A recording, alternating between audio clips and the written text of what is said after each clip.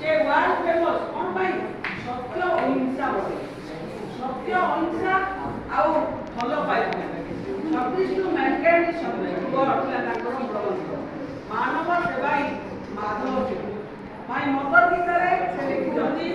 when I cannot see a ray of light and I turn towards Gita and found a new light coming towards me I overflow with joy and laugh at my sorrow Gita को से पढ़ा करते भगवत गीता हम हिंदू धर्म जो धर्मग्रंथ गीता को पढ़ा ता अर्थ होची मु जेते बेले छात्रे नियमन होतली होची आलोक पाउतली भगवत गीता पढ़ुतली जेते बेले नुआ आलोक पाउतली एवं मो दुख प्रति हसुली तेणु काकर गीता गीता ही मद माँ मरिगला परे से गीता को माँ बोली संबोधन करछथि गीता ही मद गीता होची मोर माँ